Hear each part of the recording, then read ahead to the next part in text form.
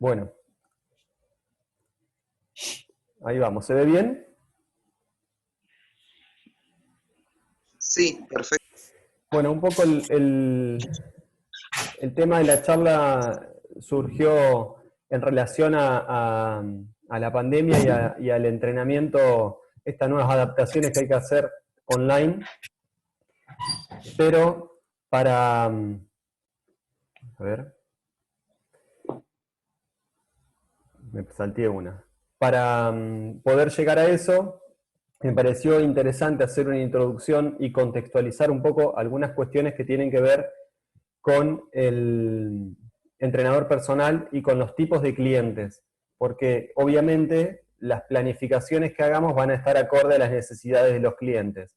Y como es tan diverso eh, el tipo de clientes que podemos llegar a tener, me pareció importante eso en un primer momento. Así que lo que voy a hacer como introducción, quizás la introducción es más largo que el desarrollo, pero me parece que valía la pena por eso, es hablar del entrenador personal, hablar de el proceso de planificación en términos generales y después ir pasando a la parte de desarrollo. Me imagino que la mayoría o ha hecho un curso o está trabajando como entrenador personal, ¿no?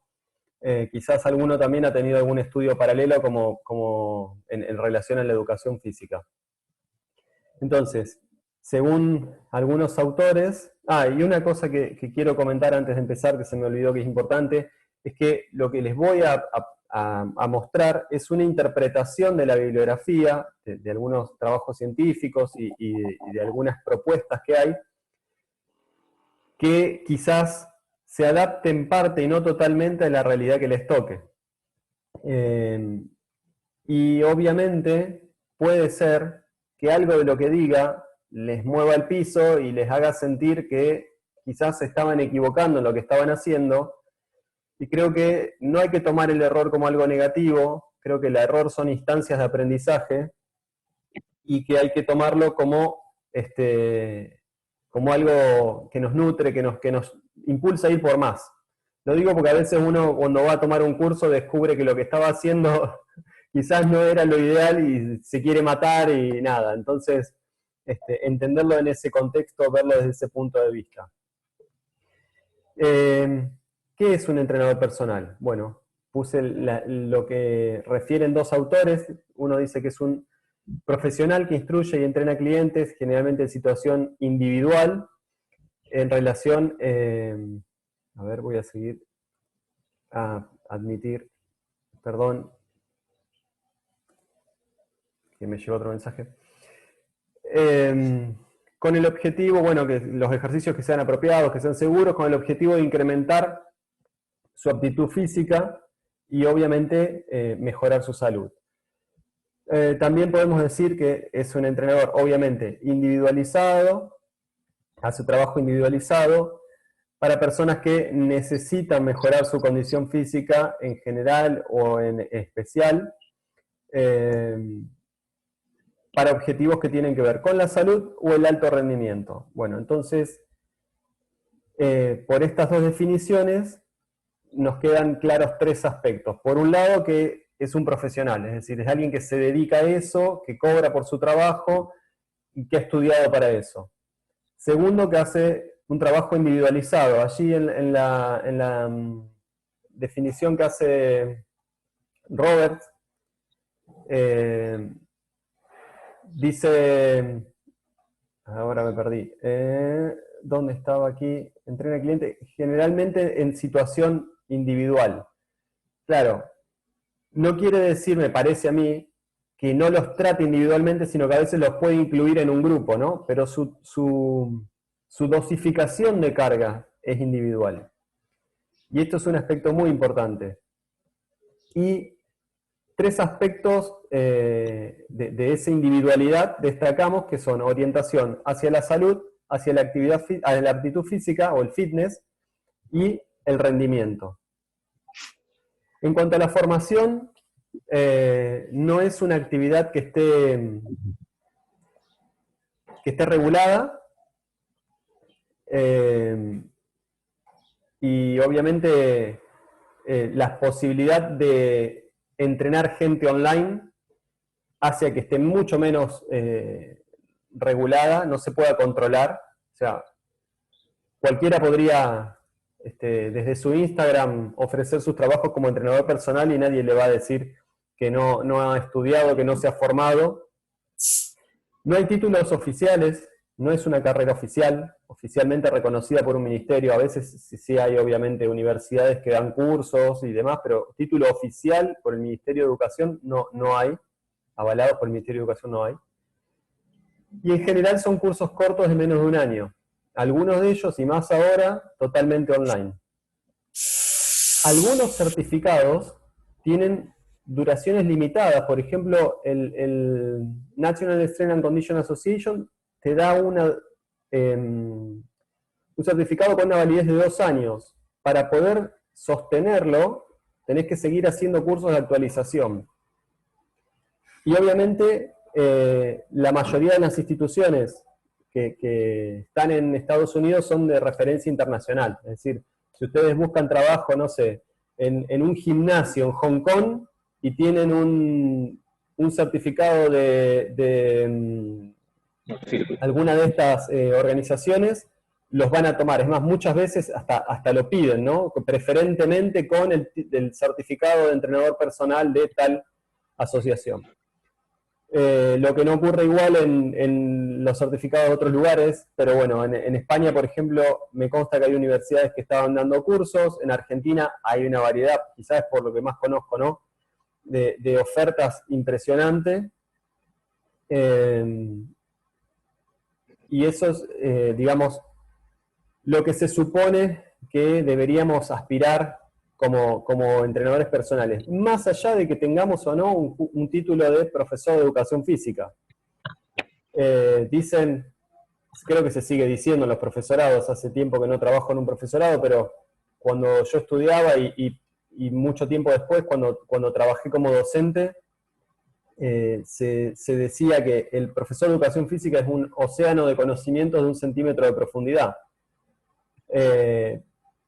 Si habláramos de lo ideal, por ciertos contenidos que se dan en la carrera de educación física, yo creo que un entrenador personal debería haber hecho una carrera de base, como hace un médico, de educación física. Quizás hay muchas cosas para mejorarles a los contenidos, y más desde los últimos cambios que hubo hace unos cuantos años.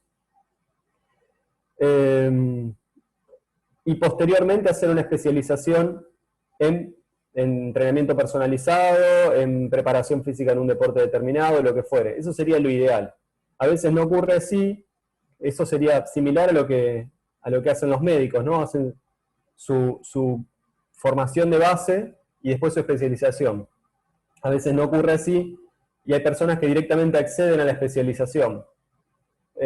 Decir si está bien o si está mal en términos ideales y de cómo debería orientarse una carrera, podríamos hipotetizarlo como sea, pero me gusta decirle, y lo digo a veces con frecuencia a mis alumnos, los títulos habilitan pero no acreditan. Es decir, si yo tengo un título de médico, puedo trabajar como médico, pero no quiere decir que sea bueno o mal médico, ¿no? Así que eso creo que hay que tenerlo en cuenta. La formación, en realidad, pasa por uno. Es decir, realmente estudio, me preocupo, me trato de actualizar o no. Y me pareció interesante mostrarle estos datos. Hace unos cuantos años coordiné un curso de entrenamiento personalizado, online, en el 2010 y en el 2011, a través del portal GCE. Y bueno, y había hecho toda una estructura, había un docente de marketing, porque es fundamental saber presentarse y venderse como una empresa. Gente especializada en psicología del deporte, y bueno, y algunos docentes que teníamos que ver con la parte más concreta, ¿no? De entrenamiento y más de... No, concreta me refiero a lo específico. Y en ese curso, en esos 2 años, alrededor de 400 alumnos pasaron esos 2 años, tomé datos de la formación que tenían los que estaban haciendo el curso. fíjense qué curioso que si lo discriminamos por grupos, más de la mitad no tenían ningún tipo de formación y era su primer curso. Eran aficionados, no quiere decir que no hayan estado trabajando, la mayoría estaba trabajando como preparador, como entrenador personal, pero no tenían ningún tipo de formación, ¿sí? O habían sido deportistas, se habían puesto a leer y estaban trabajando igual. El 38.1%. Relacionados a la educación física con licenciatura, profesorado y maestría, un 23.8%. Y un 10% eran estudiantes, o sea, todavía no habían terminado la carrera, no sabíamos si iban a terminarlo o no. Un 17.5% habían hecho cursos de entrenador personal. Muy poquitito comparado con lo otro, ¿no? Y un 10% estaban relacionados a ciencias de la salud, psicología, medicina, kinesiología. Estos datos son similares a los que proponía bastantes años atrás, en el 2007, Campos y colaboradores, en las instituciones deportivas. Ellos, en España,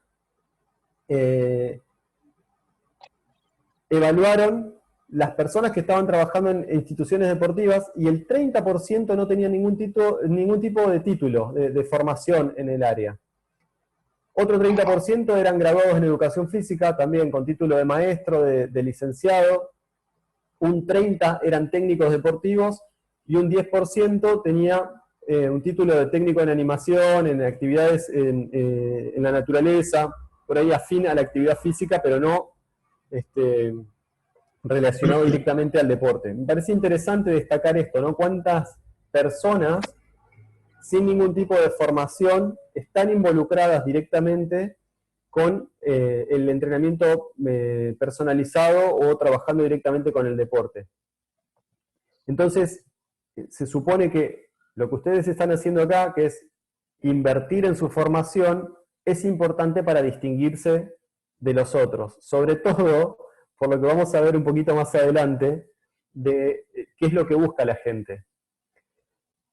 En cuanto a la formación, bueno, obviamente tiene que ser integral, no solo abordar aspectos del entrenamiento como la planificación y los métodos, también deberían involucrar cuestiones relacionadas a la anatomía aplicada, no solo la anatomía de distinguir las partes del cuerpo, los músculos y las articulaciones, sino su función en cuanto a los ejercicios, que está relacionado con la biomecánica, ¿no? La fisiología del ejercicio y en ciertas patologías,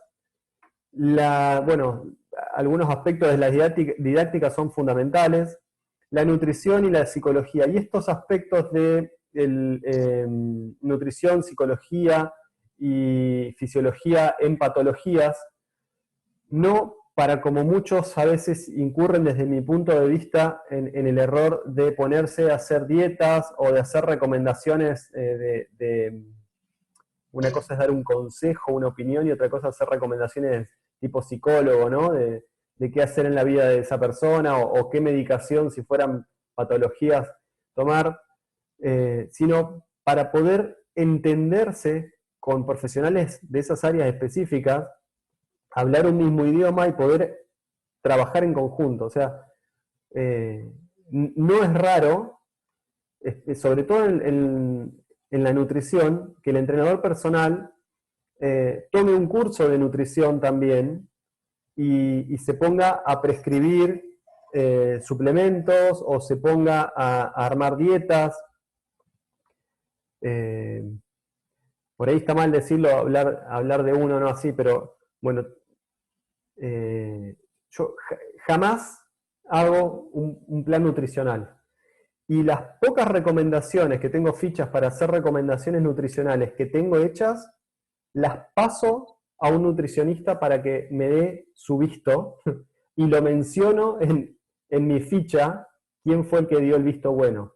No obstante, tengo una especialización en un curso de posgrado en nutrición clínico médico deportiva y tengo 2 trabajos de investigación relacionados directamente con la nutrición, la hidratación y la nutrición en carreras pedestres. Pero jamás me meto en esa área. queda mal hablar de uno así, pero creo que no nos corresponde, que no solo es intrusismo, sino que podemos hacer mucho daño. El curso del posgrado lo tomé justamente para esto, para poder hablar un mismo idioma con un nutricionista y poder entablar un trabajo en conjunto con algún cliente que lo requiera. Así que se los dejo como referencia para que por ahí no se metan en un problema. La pregunta sería, con todos estos aspectos, que hay que estudiarlos en profundidad, si realmente creemos que estamos formados y que estamos actualizados, ¿no? Encima, estar actualizado es un tema, porque muchos no leen directamente los trabajos de investigación, sino que estudian de libros, o no hacen cursos constantemente, sino que se quedaron con el curso que hicieron, no sé, en tal momento de su vida y siguen trabajando con lo mismo. Entonces, creo que es importante pensar esto de la formación. Y volviendo para lo de la definición, habíamos dicho que era trabajo personalizado, que era un profesional y que estaba orientado a 3 áreas: a la salud, al mantenimiento de la condición física, la aptitud física, el fitness, tener una vida saludable, que a veces está relacionado con el deporte recreativo, y quizás en mucho menor medida al rendimiento deportivo. Y no me refiero, acá hay que distinguir, ¿no? Después vamos a hablar un poquito de esto, de deporte de recreativo y deporte de rendimiento en serio. Me refiero a los profesionales, a los que están pagos o a los que realmente se dedican a eso y tienen un rendimiento de primer nivel. ¿Sí? ¿Entró alguien? Bien. Bueno, para cortar un poquito, les puse algunos chistes de lo que a veces ocurre con los entrenadores personales. Espero que ninguno se sienta reflejado acá, y si lo es, piénselo, ¿no? Ahí arriba en el centro hay uno que está contando repeticiones y al costado decía el chiste que está haciendo este tipo, que si se cree, si piensa que es un entrenador personal y dicen que no lo es, que lo único que está haciendo que es un profesional de sostener la tablita donde van los entrenamientos, o que es un profesional de contar repeticiones. Después abajo, sobre todo ahora, bueno, esta es una imagen vieja, ¿no? Dice Photoshop, abajo a la izquierda, ahora sería Instagram, ¿no? Dice, hoy tenemos 1 hora de cardio, 1 hora de levantar pesas y 2 horas de Photoshop. Le está diciendo obviamente el entrenador a su entrenada. El del centro abajo, el que ayuda, ¿no? A mí, yo he practicado natación de mediano rendimiento de niño, un poquito más alto rendimiento de más grande. Fue mi deporte formador y no hay cosa que me pusiera más nervioso y ay, qué cosa que realmente ya no tolero ni pensarlo, es que cuando estaba entrenando fuerza y estaba haciendo repeticiones máximas, me toquen la barra. Cuando trabajaba pecho, alguien que a veces pedía ayuda o sentadillas, no me toquen la barra. Si me estoy cayendo, sí, pero si no, no. Bueno, hay entrenadores que a veces ayudan, ¿no? No quiero decir, esto es en tono del chiste, a veces hay contextos en donde uno ejerce más resistencia, ¿no? En algún momento, una fase excéntrica, por ahí hay técnicas para esto, ¿no? Pero me refiero al que constantemente te está ayudando y sosteniendo la barra, o ayudándote a mover la prensa, o romper la inercia del gesto. Bueno, los otros tipos de entrenadores, el que no, el distraído, el que está ahí quizás motivándote en exceso o presionándote. Bien, eso era un poquito para cortar la charla. Si tienen preguntas, podemos dejar unos minutos al final. Y si hay algo que no está quedando claro, que es importante retomar en el momento, dígamelo en el momento, y si no, bueno, después las dudas al final. Aquí, bueno, obviamente, de alguna forma, hay que dar algunas líneas, algunas generalizaciones. No me gusta, no es justo a veces, por eso puse esa imagen, pero bueno, tenemos que caracterizar un poco qué tipo de clientes son los que nos enfrentamos, ¿no? Según datos que he tomado aquí, les comento también que todas las referencias están al pie de la diapositiva y están completas al final, y algunas están dentro de las mismas imágenes. Bueno, según esta nota que tomé, dice que la mayoría de los clientes son personas entre 30 y 55 años, muchas más mujeres que varones, 55% contra 45%. Obviamente son personas en general que tienen un nivel socioeconómico medio alto, que se preocupan por el cuidado de su cuerpo, por su estética, por la nutrición, conseguir ciertas modas, suelen ser exigentes consigo mismos. Muchos han tenido hábitos sedentarios durante largo tiempo y se dan cuenta y tratan de revertirlo y mantenerse en forma y obviamente verse bien. Y al mismo tiempo, desestresarse un poco, tener una distracción, salir un poco de la rutina de la vida diaria. Valoran la asistencia personal, buscan a alguien que los motive y que eso les dé un objetivo para entrenar también, ¿no? Y tener un compromiso con el entrenador y con lo que hacen. Y aquí, después de lo dicho, ¿qué les atrae en general de un entrenador? Es el trabajo, no de un personal trainer, sino de un entrenador en general. Este trabajo fue publicado hace muchos años, pero no creo que haya cambiado demasiado. Y fíjense qué curioso cómo por ahí justifica esto de la repercusión que tienen los influencers. No sé si estará presente, me dijo que iba a tomar el curso, pero me comentaba una entrenadora de un gimnasio hace unos días de una persona, me dice, ¿no la seguís en Instagram? No, la verdad no tengo ni idea quién es. No, fulana, qué sé yo, que es una chica que era una deportista de fisicoculturismo. Y vieron que ponen en la bio, a veces ponen qué títulos tienen y qué sé yo. Bueno, yo tengo mi Instagram también, lo pongo, pero decía que había ganado no sé qué competencia, es decir, lo que estaba vendiendo no era su formación, que quizás la tenía, por lo que tengo entendido, ¿no? Pero bueno, quizás la tenía, no era su formación profesional, sino lo que había hecho y su estética, por decirlo de alguna forma. Y acá hago otro paréntesis, antes de ir directamente a la imagen. Tengan en cuenta que, y también tiene que ver con lo del intrusismo, hay un profe que decía, dejar a una persona en la selva no la transforma en Tarzán, ¿no? Haber pasado una enfermedad y curarse no te transforma en médico, ¿no? Es decir, ser un deportista no te transforma en un entrenador.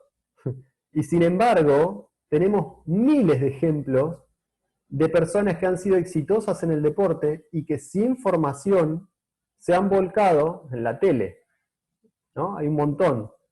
Y algunos ni siquiera han sido exitosos, son una figura, un modelo que la gente le gusta, modelo estético me refiero, corporal, y se ponen a dar clases de ejercicio.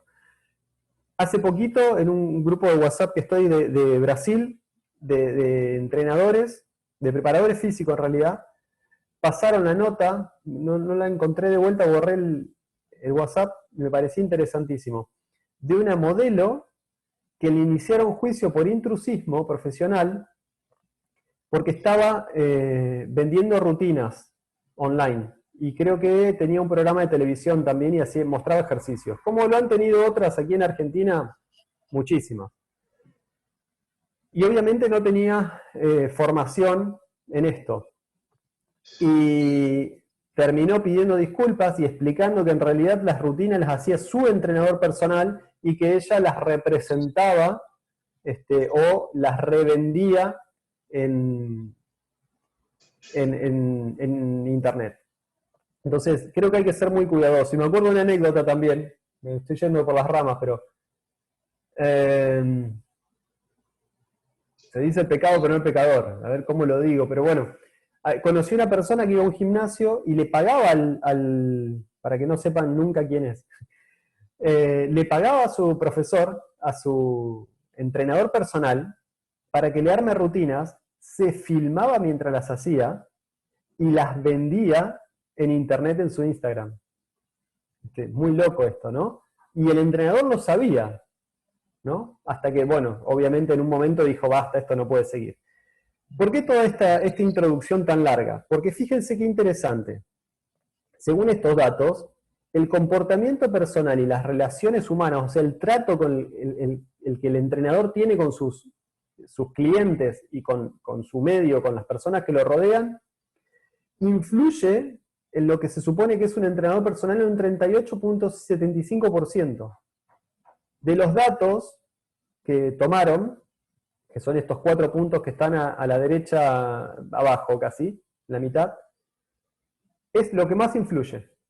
O sea, tener una buena personalidad suma más que la calidad con la que enseño, que los conocimientos técnicos y que mi aspecto físico. Entonces ahora diríamos, bueno, pero entonces, ¿cómo los influencers ganan tanto? Bueno, pero fíjense que solo el comportamiento personal, cómo me muestro por ahí en las redes sociales, cómo manejo las redes sociales, qué escribo, ¿no? Los vínculos que tengo en las redes sociales, quiénes aparecen, y mi aspecto físico suman un 51.25%.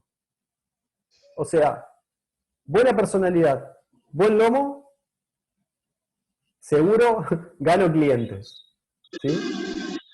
Contrastado con los conocimientos técnicos y la calidad de la enseñanza, que suman solo un 48.75%. ¿No?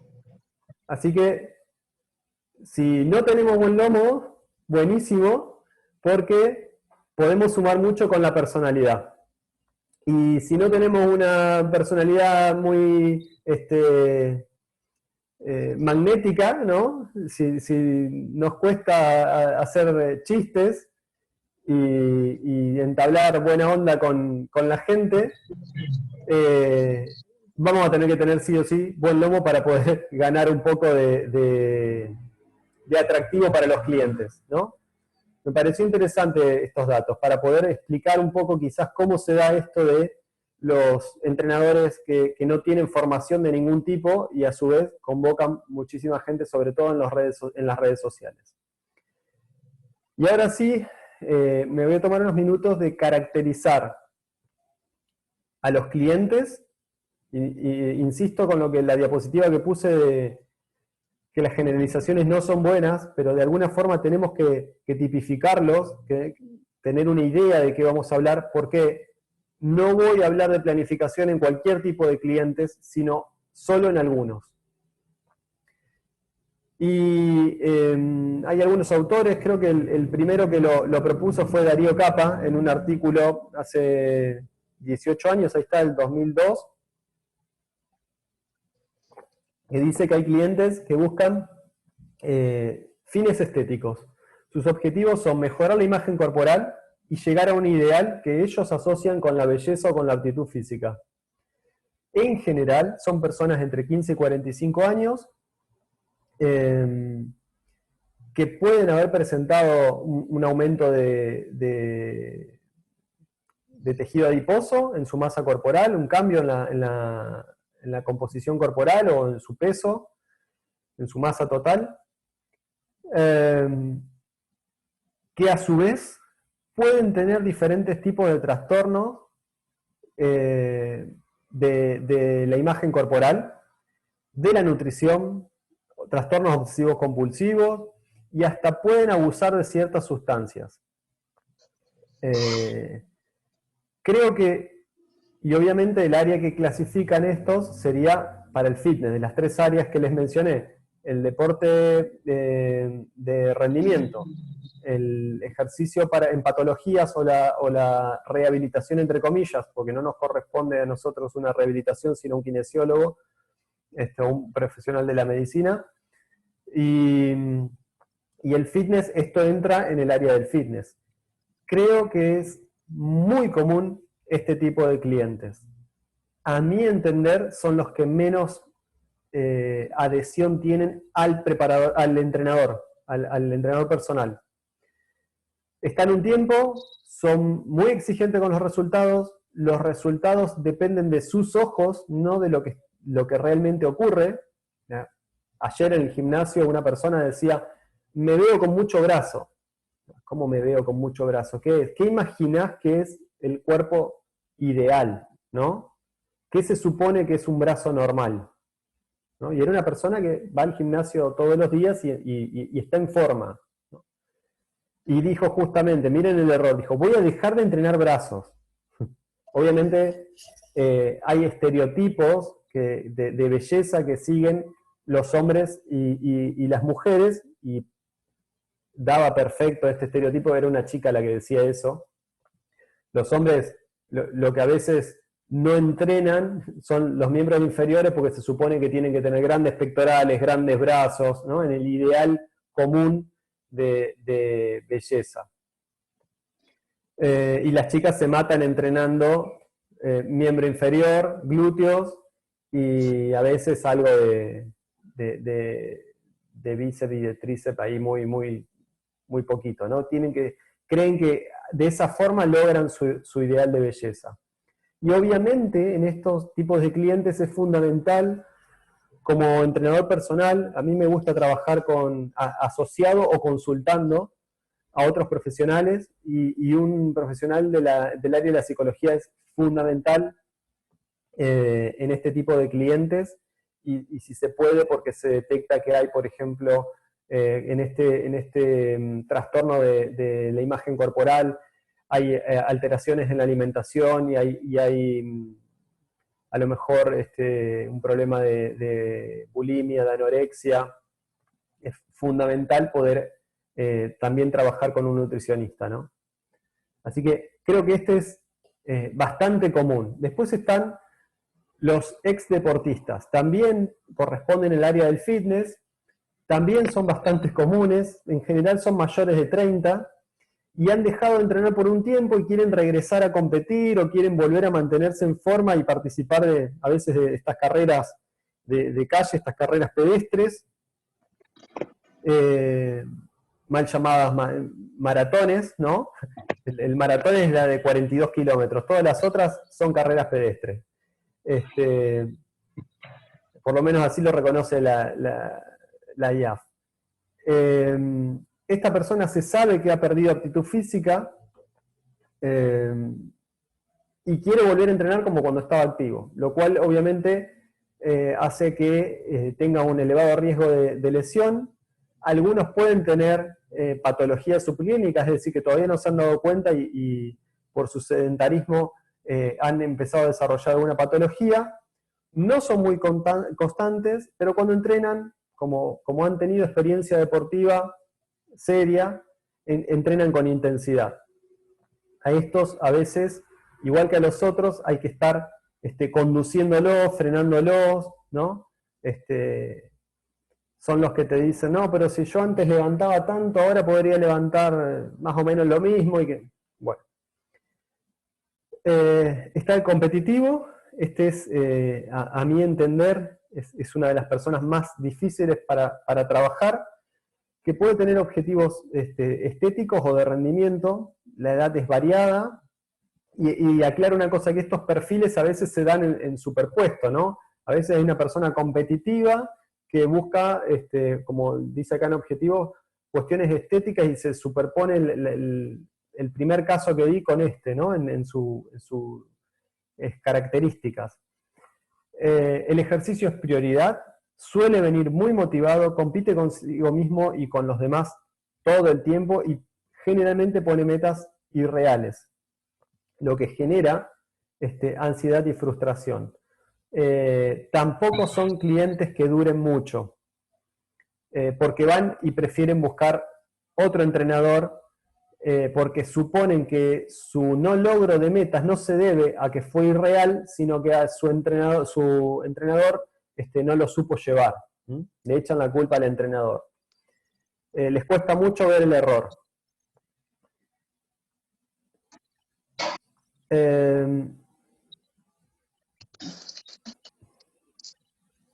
Quizás al que está orientada la presentación de la planificación y lo que me gustaría que discutamos un poquito al final, es a este tipo de clientes. Es el que busca mantenerse en forma. El que busca estar en buena actitud física, el que busca salud. Lo estético no es que no les resulte importante, pero es secundario. No van a entrenar por la estética, van a entrenar para estar bien. Son personas entre 20 y 40 años, suelen estar en forma cuando contratan al entrenador, ya son personas que hacen actividad física, rara vez vienen de estar desentrenados. No son obsesivos, pero sí son metódicos. Les gusta estar informados y les gusta que los atiendan, que el entrenador realmente esté y los acompañe. Después, para estas personas no está orientada la charla, pero valía la pena mencionarlas. Son las que van obligadas por un médico y que tienen problemas de salud, van justamente a mejorar eso. Son personas que requieren sí o sí un trabajo en conjunto con profesionales de la salud y que van como parte de una rehabilitación o una recuperación. Personas mayores de 30 años en general que han presentado, por ejemplo, enfermedad cardiovascular, que tienen sobrepeso y obesidad, que tienen diabetes tipo 2, osteopenia, osteoporosis, síndrome metabólico, síndrome de fragilidad en el anciano. Generalmente no disfrutan la actividad, son, desde mi punto de vista como entrenador, me ha costado generarles adhesión al ejercicio, no quieren fatigarse, son personas que hay que trabajarlas con mucha paciencia, ¿no? La charla no está orientada a esto porque justamente la planificación para este tipo de personas tiene que ser en conjunto con el profesional de salud que esté trabajando. Y después, quizás son los casos menos frecuentes, el deportista profesional o semiprofesional que contrata al entrenador personal para algo puntual. Tienen muy claro lo que quieren, son personas entre 20 y 40 años, obviamente están en forma, son constantes, son responsables, valoran la formación y la atención que les da el entrenador personal, les interesa estar informados, suelen ser muy exigentes con ellos y con el entrenador, ¿no? Realmente quieren resultados. Y el objetivo va a veces de la recuperación de una lesión para el regreso al entrenamiento, regreso al juego, un postemporada, mejorar debilidades, cuando ya no están en el club a veces o no están con su preparador físico normal, habitual y quieren hacer algún ajuste en algo de sus debilidades. O a veces sí contratan al entrenador personal por un tiempo porque no tienen un preparador físico y lo contratan como justamente preparador físico para objetivos bien concretos en su carrera profesional. Entra en el área de la rehabilitación de lesiones y de la salud y en el rendimiento deportivo. Tampoco la charla está orientada a esto. Y la contra que tienen es que a veces algunos compran, entre comillas, modelos exitosos. Entonces dicen, no, bueno, pero, a ver, en el tenis fulano entrena de tal manera. En el típico, algún jugador de fútbol que quiere probarse en un club y te dice, no, pero yo vi que en el Barça pasaron un video que entrenaban de tal forma, o entrenaban con tal elemento. ¿Por qué no entrenamos con tal elemento? ¿Por qué no vamos a hacer arena, correr en la arena? Entonces, también a veces son personas que requieren cierta información y asesoramiento porque pueden copiar cosas que no son correctas. Y la diferencia entre el deportista recreativo, que les dije al inicio casi que íbamos a distinguir, y el profesional, en cuanto a la motivación, está expresada en estas gráficas. Fíjense, en las columnas blancas están los deportistas recreativos y los atletas de rendimiento en las columnas rayadas. Entonces, en este trabajo se les preguntó, es bastante viejo también, pero bueno, creo que sigue en cierta forma vigente, se les preguntó cuáles eran los motivos. Fíjense que los atletas recreativos destacan la recreación, el despejarse, el mantenerse en forma y la compañía. Están iguales en contacto social, en hacer un grupo, digamos, con los atletas competitivos, pero obviamente el atleta competitivo destaca el rendimiento, o sea, quiere mejorar, y la competición, quiere ganar, ¿no? Son cuestiones que creo que hay que tener bien en claro. Por eso es que a veces, también les comentaba al principio que el entrenador personal, en esa definición que les dije que algunos trabajos se pueden dar grupales, puede plantear una dosificación de cargas individuales en un grupo y que la compañía del grupo crea adhesión a sus clientes. No estoy diciendo que uno pueda dosificar, porque de hecho lo podemos discutir, si quieren abrimos los micrófonos y lo discutimos. Dosificar las cargas, la magnitud de la carga de entrenamiento en forma grupal. La dosificación puede tener ciertas orientaciones para el grupo, pero después ciertas características para el grupo en todo, pero después tiene que ser individual. Esto ocurre hasta en los deportes de equipo. Entrenar un deporte grupal a todos por igual no existe. O sea, estamos cerrando. Y obviamente va en contra de lo que se supone que es el entrenador personal, ¿no? Pero sí también vale reconocer que genera adhesión al programa. Muchos a veces prefieren entrenada y algo, hacer algo, y más sobre todo si van en un grupo que se sienten cómodos. Son estrategias que el entrenador personal tiene que tener en cuenta justamente porque vivimos de la cuota de nuestros clientes. Pero también saber que si nuestro trabajo no da resultado, nos va a jugar en contra a mediano plazo, ¿no? Y esto de generar adhesión tiene que ver también con la motivación. Y la motivación, según este autor, es en la actividad física, es una característica psicológica multidimensional, que tiene que ver con varios aspectos de la persona, tiene que ver con las preferencias, con los deseos, con los temores, tiene que ver con las vivencias del entorno, la aceptación social, las amistades, las habilidades que tenga, entre otras. Creo que es muy importante entender que cada persona va a requerir de, primero, encontrar la motivación propia, ¿no? Porque justamente decíamos que es que tiene cuestiones internas. Pero también cada entrenador va a tener que saber, ¿cómo sería la palabra? Abordar, comprender qué cosas van a generar más adhesión, más motivación y más adhesión consecuentemente al programa de actividad física de su cliente. Quizás alguno, más allá de los chistes que puse, le gusta que estén al lado contándole las repeticiones y el entrenador verá si encaja en ese modelo o no. A mí no me da, yo no puedo, es más fuerte que yo. Pero bueno, puede ser una estrategia, más allá del chiste que había puesto, y quizás otros no, quieren la rutina, como me ha pasado con algunos, que entrenaba online, que no me contestaban ni el WhatsApp. Yo sabía que esa persona recibía la rutina y entrenaba porque todos los primeros de mes tenía su cuota depositada en la cuenta bancaria.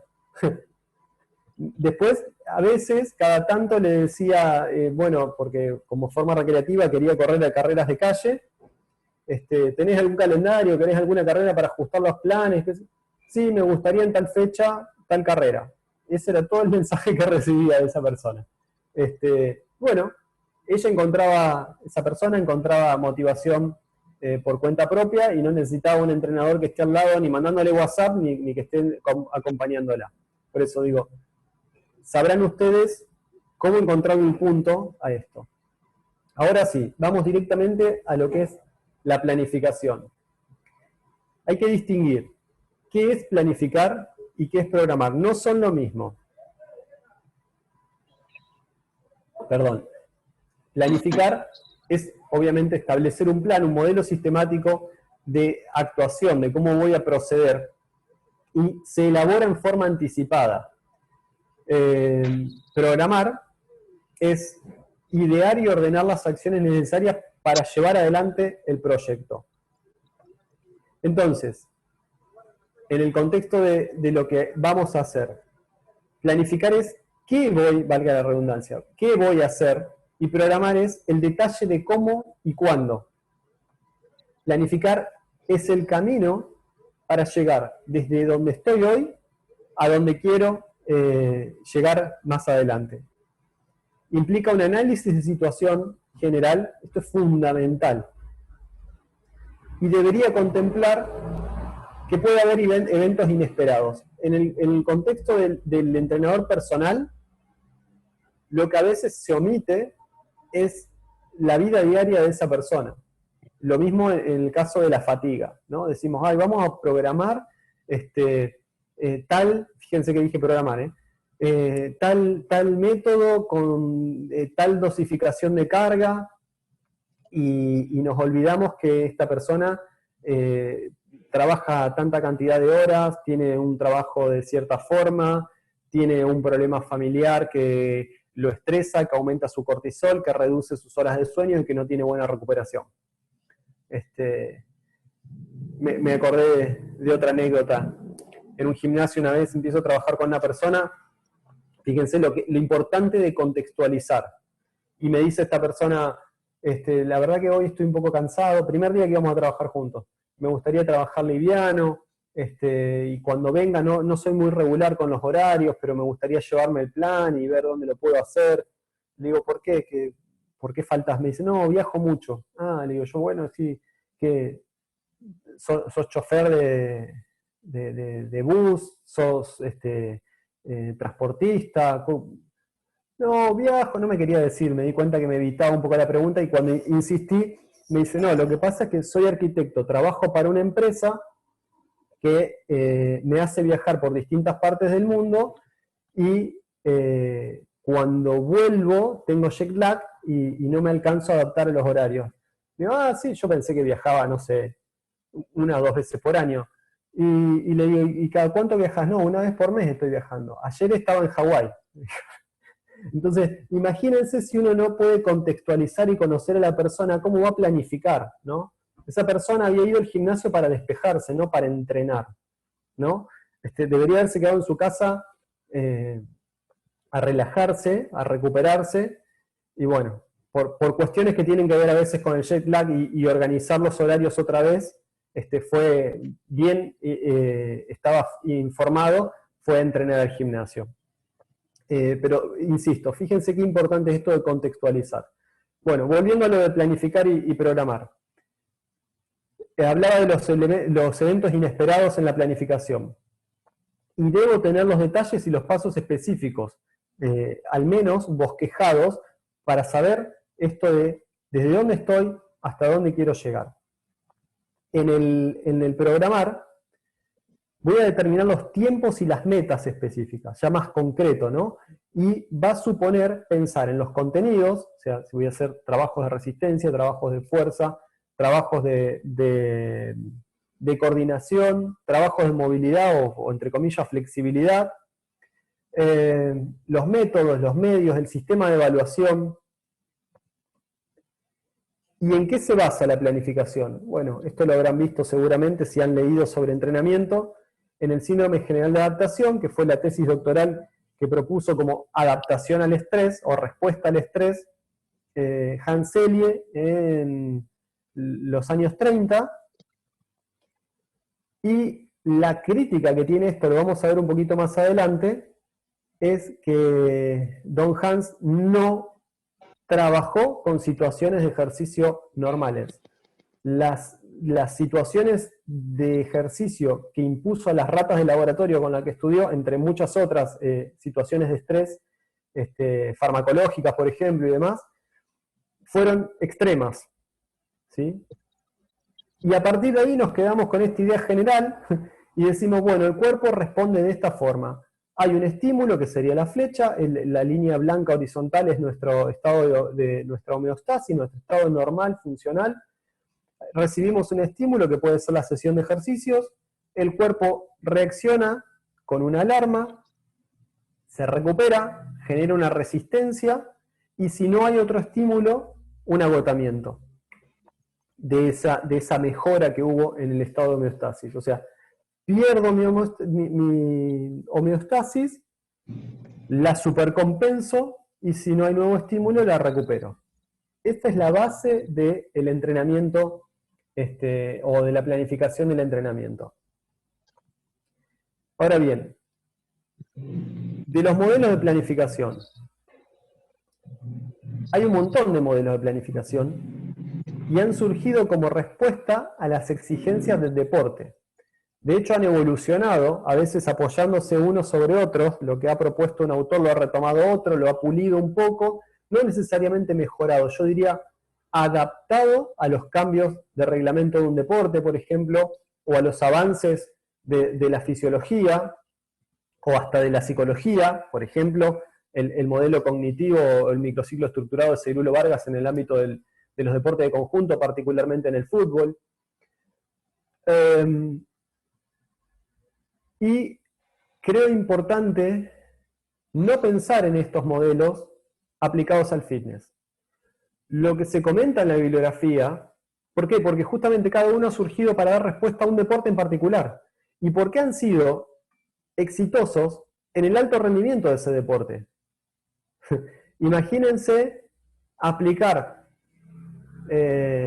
un modelo como el de bloques de Verkhoyanski, que fue pensado para saltadores y levantadores de peso y lanzadores en atletismo, de altísimo nivel. Recuerdo haber visto un video de Yuri Verkhoyanski en un congreso que se había hecho en Rosario hace muchísimos años atrás, en los 90, fines de los 90, y él mostraba un video de un sujeto con 200 kilos en la espalda, haciendo sentadilla a una pierna, no profunda, pero una cuarta sentadilla, sobre colchones. ¿Sí? Y ese era el perfil del deportista para el cual Yuri Verkhoyanski pensó su modelo de bloques. Imagínense aplicar eso a alguien que dice, yo quiero mantenerme en forma y quizás, no sé, de acá 3, 4 meses, a lo mejor ver si llego a hacer una carrerita de 7 kilómetros, una carrera pedestre recreativa, para tener la motivación de llegar, ¿no? No tiene sentido, ¿no? Por eso, estos modelos han surgido y han sido exitosos en un contexto como respuesta a particularidades que no tienen nada que ver con nuestros clientes. Quizás sí, porque fue el que estandarizó ciertas cuestiones en algún contexto del deporte recreativo, de aquella persona que quiere mantenerse en forma y, como les dije, quiere hacer una carrerita, ¿no? Y no lo digo con desprecio, me refiero, lo digo para contextualizar que no es un profesional del atletismo, no es con desprecio que digo carrerita. Y que está haciendo sus primeros pasos. Quizás sí, el modelo tradicional de Madeyev, que es el que van a encontrar en la mayoría de los libros, podría, con algunos ajustes, aplicarse. Pero después de eso, el entrenador personal en personas que tienen como objetivo el fitness, no debería aplicar ninguno de estos. Incluso es cuestionable que se apliquen en cualquier contexto del alto rendimiento. Incluso es cuestionable eso. Al que le interese, hay un trabajo de investigación, una revisión que publiqué, después están las referencias al final completas sobre esto, y después hay una nota también que me publicaron hace unos cuantos años en GCE sobre esto, sobre criticar los modelos y cuál sería el ideal, si quieren ampliar después la lectura. ¿Qué nos dice la bibliografía de las estructuras temporales? O sea, porque obviamente vamos a poner un objetivo y vamos a secuenciar nuestro trabajo en el tiempo, y estas estructuras temporales van a ser microestructuras según, hablando para el deporte, ¿no? ¿Qué nos dice la bibliografía para el deporte? Que pueden ser las tradicionales, o la única que es diferente es la del microciclo estructurado, la de Seirulo Vargas, con una duración de 3 a 4 días, o máxima de 10 a 14 días. Y van a tener, obviamente, momentos en donde se supone que hay una competencia, porque están orientadas al deporte, ¿sí? La competencia es fundamental. El deportista entrena para competir. Entonces, esto aplicado así, tal cual, al fitness, no tiene ningún sentido. Lo que sí podemos tomar de los microciclos tradicionales es que va a haber un introductorio, cuando recién tomamos a la persona, y vamos conociéndola y empezamos a entrenar y no tenemos experiencia con ella, o ella no tiene experiencia con el entrenamiento. Uno de carga o corriente, que es generalmente de una magnitud de carga, y no estoy hablando solo de volumen e intensidad, magnitud de carga moderada. Uno de choque, que es de gran magnitud de carga, tanto sea porque un incremento importante del volumen, de la intensidad o de la densidad de trabajo, y uno de recuperación. Y aquí sí, el entrenador personal lo pone en general, salvo casos como esta persona que les comentaba que viajaba, en la duración de una semana. ¿Por qué? Porque se adapta al ciclo laboral de la mayoría de las personas, ¿no?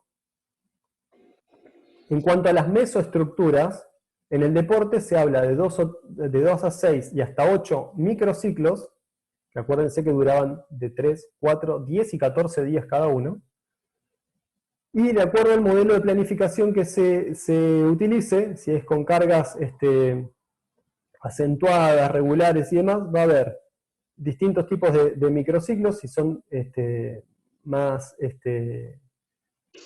modelos más modernos e intensos para el deporte individual con bloques, y si no, el mesociclo entre comillas tradicional, y también obviamente están orientados a la competencia. En el fitness esto no ocurre, no acontece, no hay una competencia que determine, puede ser una que sea un objetivo, pero no determina todo el proceso de entrenamiento del sujeto, a menos que se esté dedicando al deporte, ¿ok? La persona que va para mantenerse en forma no siempre está pensando en participar de una carrerita recreativa, de, no sé, un cruce de aguas abiertas, una carrera de mountain bike. A veces sí tienen un objetivo similar, pero fuera del contexto del deporte, de competencia, y te dicen, mira, quiero entrenarme para hacer un trekking en las vacaciones a tal cerro que me voy para, no sé, para el sur y quiero estar en forma. Bueno, acá también, en general, la duración suele ser de 4 microciclos, o sea, un mes. Y se determinan 2 con la variante en 1, perdón, 3. Uno no está contemplado necesariamente entre los del deporte, porque sería el postemporada, que sería uno de recuperación psíquica y física. Ahí es importante, para mantener la motivación, variar también. Hay personas que les gusta que los sorprendan y se despejen y les varíen los entrenamientos, y hay personas a veces más rutinarias que les cuesta que les cambien las cosas, ¿no? Pero el de recuperación es importante. Y vamos a ver más adelante por qué. Y qué no está tan bien presentado en la bibliografía. Espero que sea lo que más les llame la atención de la charla. Y obviamente después, uno gradual o entrante sería el primer mes que trabajamos con la persona, cuando no hemos tenido experiencia con ella y ella no ha estado entrenándose, y después los que se llaman mesociclos básicos, que son uno desarrollador, uno estabilizador, uno de recuperación, uno de desarrollador, uno de recuperación, uno de estabilizador, uno de recuperación. Podrían ser diferentes variantes con las que voy jugando de acuerdo a los objetivos que proponga.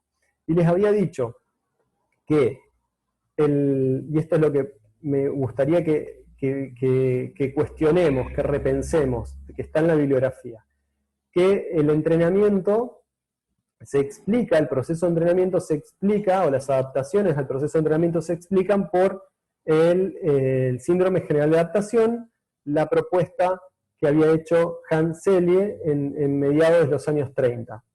Entonces decía, bueno, imaginen aquí la columna, la flecha es en la sesión de entrenamiento, luego tengo un momento de recuperación, que sería lo que Hans Selye nombraba como alarma, la resistencia, que sería el mantenimiento de esa mejora, de esa supercompensación que logré, y si no tengo otro entrenamiento, otra sesión de entrenamiento y no hago más nada, obviamente vuelvo a mi estado normal.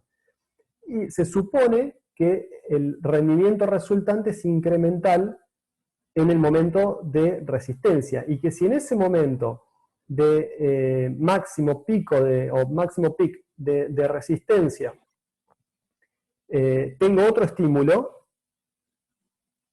ocurrirá lo mismo, una alarma, una resistencia y otro estímulo para una nueva alarma, otra resistencia, así mi rendimiento, perdón, será incremental. Como un fractal.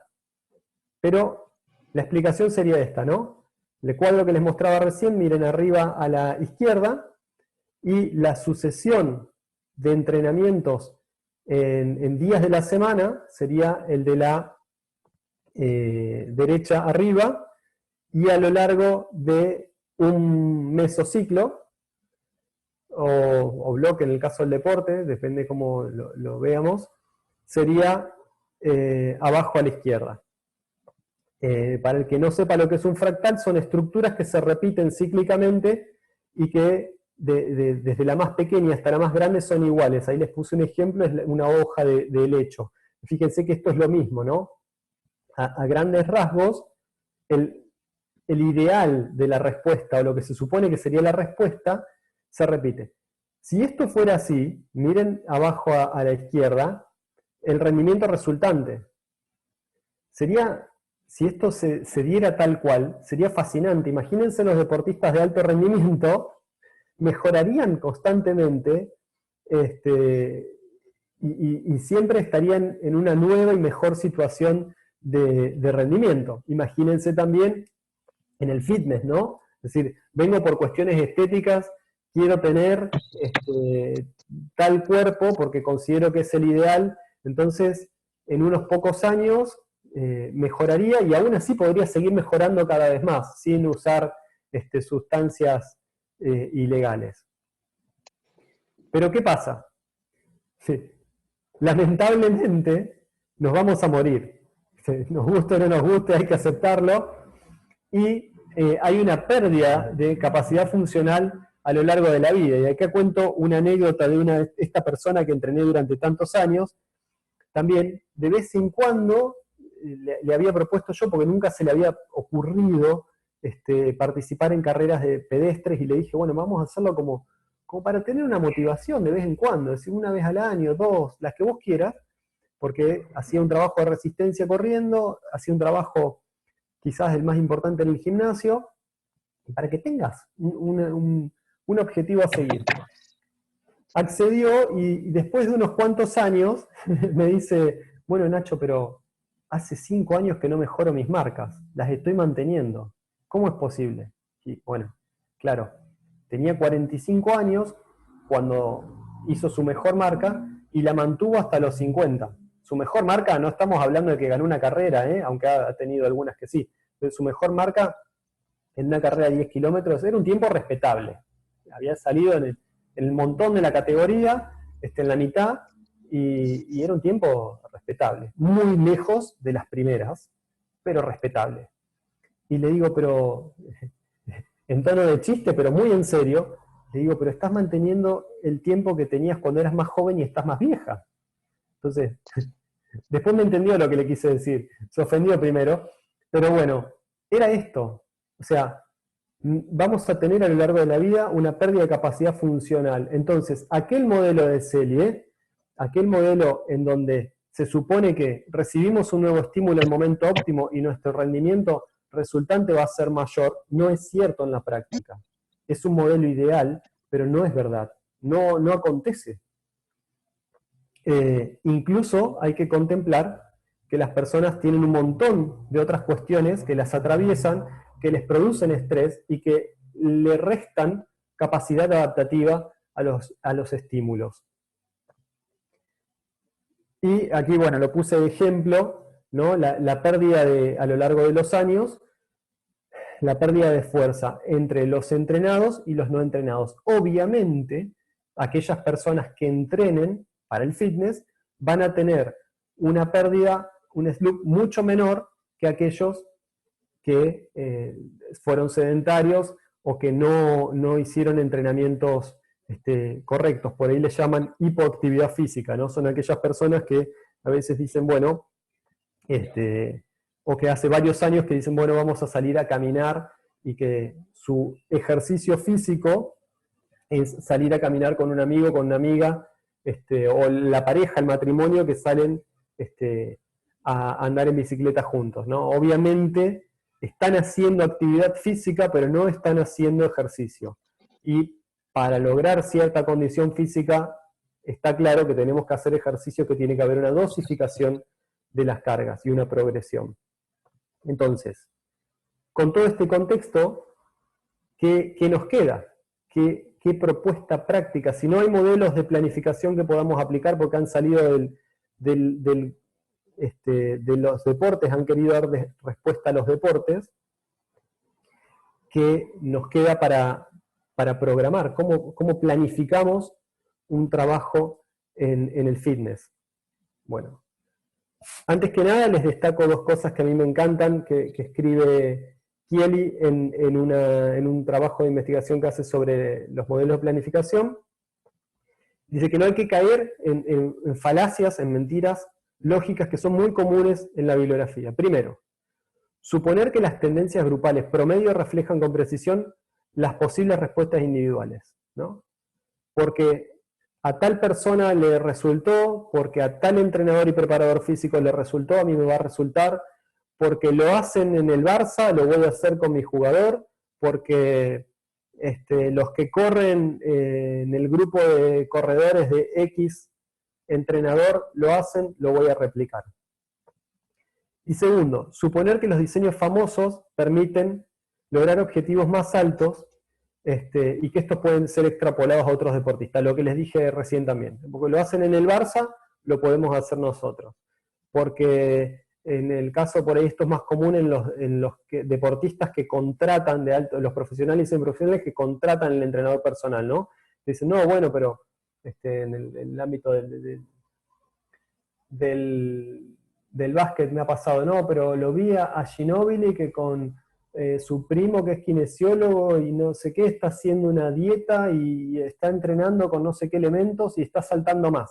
Bueno, Ginóbili es Ginóbili. No soy Ginóbili. Ni cobrás lo de Ginóbili, ni descansás lo de Ginóbili, ni por dar un ejemplo, ya pasó Ginóbili por el deporte, pero para que se entienda lo que quiero significar. Entonces, ¿qué podemos aplicar? A mí me encanta esto y lo uso en el deporte.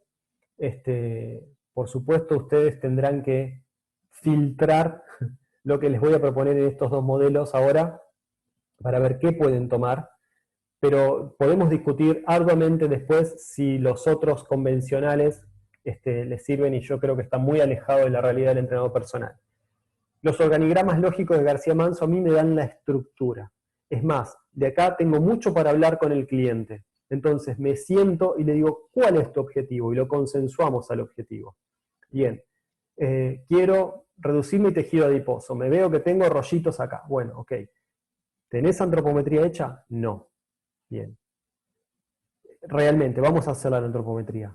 ¿Estás excedido? Sí, no. De acuerdo a eso, vamos resolviendo distintas situaciones. Sí, estoy excedido. Ok. Vamos a un nutricionista. vamos a proponer un trabajo en conjunto con el nutricionista y te voy a diseñar una rutina para 3 semanas volver a evaluar, ¿no? Acá tiene que estar la práctica del entrenador personal para determinar el tiempo, pero puede ser, como es volver a reconsiderar el circuito, puede ser que digamos en una semana, y que capaz que no hay cambio, decimos, bueno, vamos por 2 semanas más, o vamos por 3, ¿no? Lo constante sería el reevaluar para ver si retomamos el inicio, si hacemos ajustes. Aquí fíjense lo mismo. Está excedido, son ejemplos, no es que tengan que seguir esto así como tal, ¿eh? Por favor no lo copien, ténganlo como referencia, como una guía nada más. ¿Tiene antropometría? Sí. ¿Está realmente excedido? No. Bueno, vamos a ver a un psicólogo. O me contacto yo con un psicólogo y le cuento el caso y le pido herramientas para trabajar con esta persona, ¿no? No le voy a decir, anda un psicólogo porque está mal de la cabeza, ¿no? Hay que tener dos dedos de frente. Pero bueno, ten en cuenta esto del trabajo multidisciplinar, de buscar apoyo en nosotros, profesionales. Reevalúo, ¿mejoró? ¿Sí o no? Bueno, si mejoró, bueno, ¿qué otro nuevo objetivo tenés? Y si no, bueno, evaluar el proceso. ¿Dónde pudo haber estado el error? ¿Qué nos pasó? ¿Por qué en 3 semanas no hay ningún cambio en la composición corporal? ¿Por qué en 4 semanas? Y le dimos una semana más, ¿ok? Para mí, esta es la estructura básica. Recomiendo repensarlo. A veces lo difícil es hacerse las preguntas, ¿no? Y cómo entablar las acciones a seguir. Pero para mí esto es la estructura. Y después, el modelo por objetivos que propone Vicente Ortiz Cervera, nos propone justamente esto, pequeños pasos, estos objetivos, y el armar, el programar ya, ¿no? ¿Por qué? Porque vamos a decir, Vicente Ortiz Cervera propone en el deporte objetivos de 3 órdenes distintos. Los de marca y rendimiento, que quizás esto es discutible en el contexto del fitness, pero podríamos decir, bueno, vamos a hacer un test de fuerza, vamos a hacer uno de resistencia. Sabemos que si lo que está buscando es fitness, no va a mejorar su RM, su repetición máxima cada vez que evaluemos una sentadilla, y ni tiene sentido evaluarla así. Pero puede ser un motivador, ¿no? Decir, bueno, vamos a hacer, a ver, cuántas lagartijas, cuántos push-ups podés hacer en 30 segundos. No porque eso me diga que está mal o bien entrenado, porque ya lo voy a saber a eso, no voy a descubrir nada. No le voy a decir, vamos a correr una milla para calcular su VO2 máximo y decirle, che, ¿sabés qué? Tu VO2 máximo estimado es malo. Si ya lo sé, si yo lo veo correr y me doy cuenta, ¿no? Le pido cualquier tiempo en una pasada de cualquier distancia y me puedo dar cuenta si está entrenado o no está entrenado. Entonces ese valor no me va a decir mucho, pero sí puede ser una motivación. Esto lo puse ahí el signo de precaución para tenerlo en cuenta. Quizás no se adapta totalmente, como este modelo es del deporte, no se adapta totalmente al fitness, pero sí se adaptan los de segundo y tercer orden, que son los propios de la magnitud de la carga y de recuperación. Entonces acá sí voy a decir, bueno, por 4 microciclos por un mesociclo, vamos a trabajar con tal frecuencia, tal volumen, tal duración, intensidad, los descansos y la densidad. Y la recuperación se supone que va a ser tal. Si no es, bueno, reajustamos. Ahí vamos a los organigramas lógicos. ¿Ok? Bueno, vemos, o nos excedimos en la intensidad, o en el volumen, o en las dos, o la densidad fue muy baja, ¿no?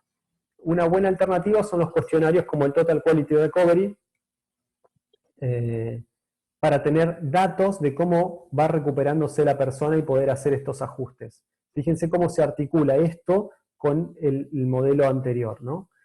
Y después, las adaptaciones físico-fisiológicas que nos proponemos. Bueno, vamos a hacer una antropometría, ¿cambió tu composición corporal? No cambió. Bueno, viniste que tenías el colesterol un poquito elevado, consultamos a un nutricionista, tu médico te dio tal medicación temporal, vamos a hacer los cambios en la dieta que te da el nutricionista y tal trabajo. Ok, después de cierto tiempo, con esta magnitud de carga y esperando este recupero y cómo fue evolucionando acorde a lo que pensamos, ¿Están los resultados? ¿Cambiaron? ¿No cambiaron? Y ahí vamos a ir reajustando. Ahí volvemos a los organigramas lógicos. Para mí la articulación de estos dos modelos de planificación se adapta perfecto a la flexibilidad que tiene que tener una planificación en el fitness, porque debemos contemplarlo al sujeto en forma holística. Es decir, debemos respetar la individualidad y relativizar cualquier replicación para ver que condicione cualquier tipo de propuesta. Esto es fundamental, el respeto de la individualidad. Como les decía, contemplarlo en forma holística, entender su contexto, como les comentaba, la persona que viajaba. No descuidar el aspecto funcional de las actividades que le proponga. Esto tiene que ver con lo que asociamos en el deporte de rendimiento con la especificidad. Es decir, recuerdo otra anécdota, se me está yendo un poco el tiempo, pero por mí, si no tiene problema David, nos podemos quedar unos minutitos más. Recuerdo una señora, unos 70 y largo de años, que hace cuántos años que trabajé en un gimnasio en Mar del Plata, y teníamos un trabajo personalizado, y me la derivan porque era una persona que hacía muchos años que iba, yo recién estaba empezando a trabajar en este gimnasio, y el profe que estaba antes me la deriva, me dice, mira, trabajamos con esto, me hizo pagar el derecho de piso, ¿no? Me pasó los difíciles. Y me dice, no le gusta hacer nada porque ha hecho de todo y no ve mejoras. Entonces, les estoy hablando hace 12 años atrás, ¿no? Le hice tomar, bueno, una serie de ejercicios, fuimos trabajando un par de semanas y después le digo, mira, vamos a tomar las mancuernas desde una posición de un despegue de peso muerto. Quiero que te pares, las lleves a los hombros y después las subas. Lo que le estaba dando era un clean and jerk, un envión, un ejercicio de envión con mancuernas. Con una técnica muy rudimentaria. Imagínense una persona de 75 años activa, muy bien activa, una mujer muy activa, pero que nunca había hecho este tipo de ejercicios. Iba al gimnasio y la sentaban en el banco Scott a trabajar bíceps, la ponían en la polea baja a trabajar patada de burro para glúteos, en ese contexto. La ponían en la pec deck, en la máquina mariposa para que trabaje pectorales, porque era muy grande y no podía trabajar con una barra en el banco plano, trabajaba con mancuernitas, porque era teóricamente como si la forma cambiara lo que es la masa, ¿no? Porque podía dosificar pesos más bajos, masas más bajas que con la barra, y teóricamente no podía levantar mucho peso, eso es lo que suponía el profe. Por eso obviamente esta persona había llegado a un hartazgo en el entrenamiento. Y en un momento, esta persona me dice, ¿pero qué tiene que ver esto? Esto es parecido a lo que hacen los levantadores de pesas. Sí, le digo, bueno, es lo mismo, nada más que en tu contexto. Me dice, ¿qué tiene que ver conmigo? ¿Por qué tengo que hacer esto? Entonces le expliqué desde el punto de vista fisiológico, ¿no? La coordinación intermuscular, qué sé yo, y después le digo, y es funcional. Me dice, ¿cómo va a ser funcional? Yo no hago esto. Digo, ¿vos vas al súper? Sí. ¿Y alguna vez venís con 2 bolsas al súper? Sí. ¿Y las dejás en el piso para poner las cosas en la alacena? Y tengo una chica que lo hace, pero sí, supongamos que sí. Bueno, entonces tomás las cosas del piso, las ponés acá, el paquete de yerba, y lo ponés arriba de la alacena. Le digo, el gesto es similar, es lo funcional. La mamá que viene el nene de 4 años corriendo, lo toma del piso y lo alza y lo abraza. Entonces puede perfectamente adaptarse a un gesto que trabajemos en la fuerza. A esto me refiero con lo funcional. Entenderlo en el contexto de esa persona. Es lo que se debería pensar como funcional, ¿no? No pensar que porque uso las TRX estoy haciendo algo funcional. Es un elemento más, nada más. ¿Tá? Pero bueno, es muy importante tener en cuenta lo funcional, porque buscan fitness, buscan aptitud física para su vida diaria.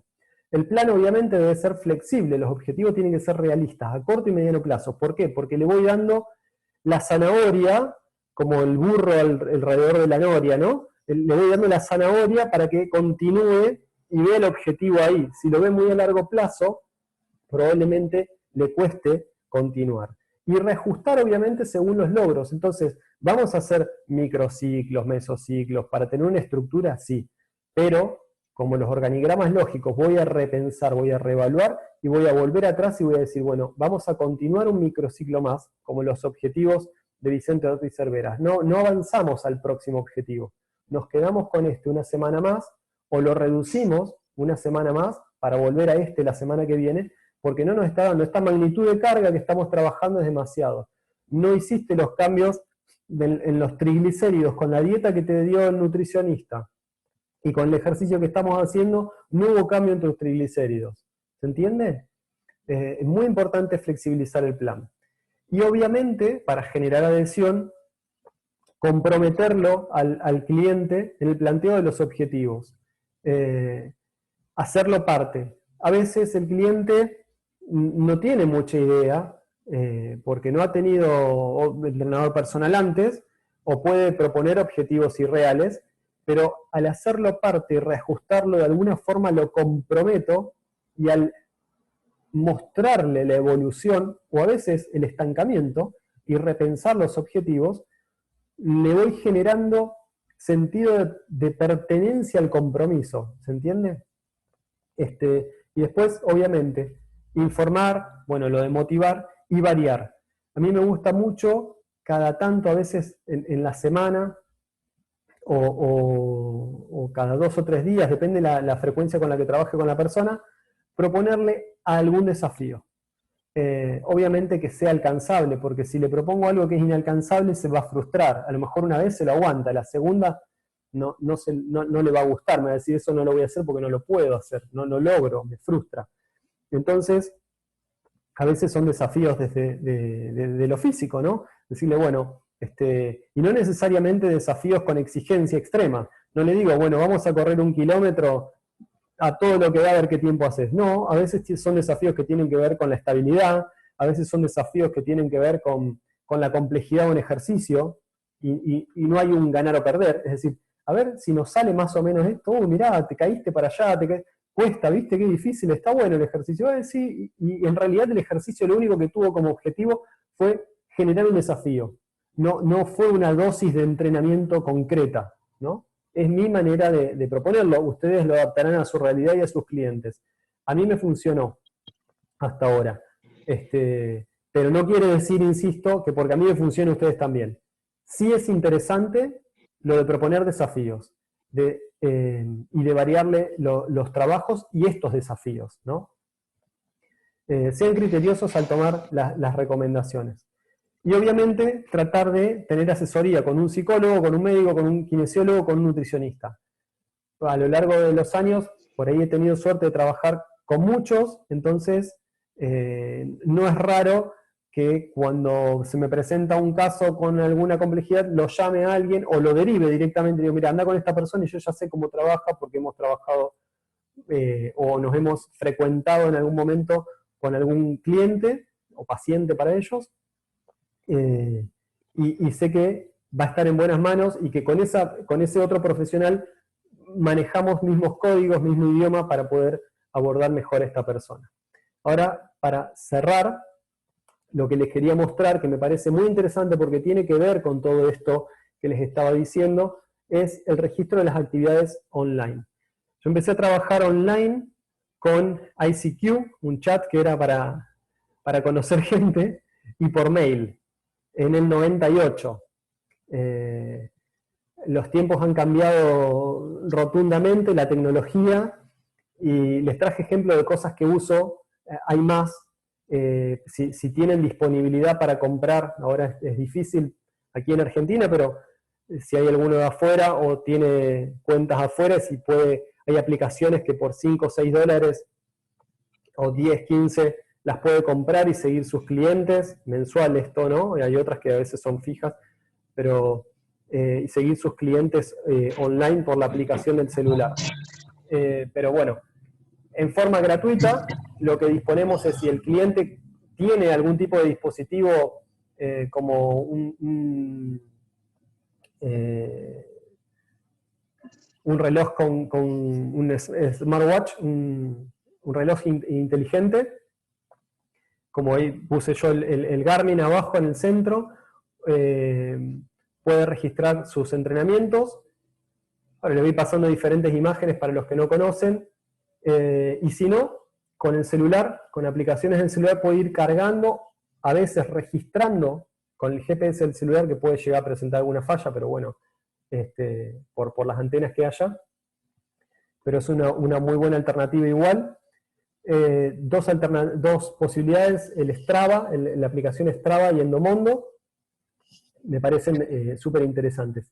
Fíjense que incluso se puede sincronizar lo que uno carga en la página de Garmin, lo puede pasar al Endomondo, y ahí hay una gráfica donde está no solo el recorrido, sino la frecuencia cardíaca, la velocidad, en la derecha arriba. Y el Strava es el de la izquierda arriba. Y bueno, y como interesante sirve como motivación porque la persona ve el mapa, y también para los que entrenan personas a distancia, cuando les toca hacer trabajos de resistencia, sea en bici, en kayak, en carrera, pueden utilizar el Google Earth, el programa de Google Earth online, y medir las distancias en forma concreta, incluso copiarle el mapa con las distancias, el recorrido, y pasárselo para que lo carguen a su celular, depende de la aplicación que usen, o a su reloj, y tengan el recorrido allí. O directamente sacar una foto y decirle, mirá, tenés que correr. Me acuerdo con personas que he entrenado en otros lugares, sacar la pantalla de Google Earth y le decía, este es tu recorrido para tal día de entrenamiento, ¿no? Fíjate que tenés una subida acá, que tenés una bajada, que te toca por arena, etcétera, ¿no? Así que muy interesante este tipo de aplicaciones. Yo he dejado de usar el Strava porque en los últimos años ha cambiado, este último año, ha cambiado algunas cuestiones que no te deja ver en la versión gratuita, y me pasé al Endomondo, y nada, y el Garmin, como uso un programa de computadora diferente, no puedo pasar cosas al Connect ahora, así que lo dejé de utilizar, pero me parecen las tres muy, muy interesantes. Nada, pueden tener el historial también, sirve de motivación para la persona, y lo interesante de esto también es que la persona va, entrena, carga su entrenamiento, y ustedes pueden acceder online a lo que hizo. O sea, ustedes pueden ver esto de su cliente. No solo le sirve a él de motivación decir, mirá, tal día corrí 5 kilómetros en tanto tiempo, que es el trabajo que me dio mi entrenador, sino que ustedes pueden ir chequeándolo. Es más, insisto, vuelven atrás y pueden chequear por dónde corrió, ¿no? Y nada, tienen también distintas visiones de duración, de distancia, en el caso de la carrera o de la bici, lo que fuera, y de calorías consumidas en una visión de calendario, en una vista de calendario, ¿no? Y los resúmenes. Aquí en Strava les digo, bueno, ahí hay unas fotos familiares a la izquierda arriba en el resumen de Strava, porque Strava podía sincronizarse con una aplicación que se llama Relief, que permite hacer un video del recorrido que uno haga en 3D. Está muy bueno, se las recomiendo si les gusta hacer trekking, travesías y eso. Y nada, si sacás fotos, te las carga en el mismo video. Y dejó de tener este vínculo Strava con Relief, y eso fue lo que más me enojó de Strava. Lo dejé de usar y me pasé en Endomondo. Pero bueno, nada, tiene las gráficas del resumen semanal, mensual, anual, de las distancias, del tipo de actividad que realicen, de la frecuencia cardíaca, de la velocidad, lo que sea que puedan ir cargando, si es que disponen obviamente de la cinta para medir la frecuencia cardíaca, ¿no? Y si no, simplemente, fíjense acá en el Endomondo yo puse creo que está las calorías totales, tienen opción de duración, y la otra no me acuerdo cuál es. Bueno, pero si lo sincronizan pueden sacar la velocidad también, en el caso de la carrera. Duración, calorías y distancia. Y obviamente, fíjense que lo verde clarito sería, perdón si me equivoco el color de abajo, soy daltónico, así que es el trabajo de fuerza, las calorías o la duración en los trabajos de fuerza de la semana, y lo verde más oscuro, lo de arriba en la columna, es lo de resistencia, de correr, ¿no? Así que me parece súper interesante. creo, más allá de que les comenté que la estética era importante y la personalidad en los clientes, creo que es muy importante también la formación, como les había dicho, pesa, y la manera de enseñar. Y de alguna manera son dice la frase de Sarmiento, los discípulos son la biografía del maestro, es decir, llevado a nuestro ámbito de la charla, sus entrenados van a hablar por ustedes, ¿sí? La mejor propaganda que van a tener son sus entrenados. Así que me parece muy, muy importante trabajar con sentido ético, y si hay alguien que realmente no lo puede entrenar, derivarlo. O, como les decía antes, buscar la forma de hacer un trabajo multidisciplinar.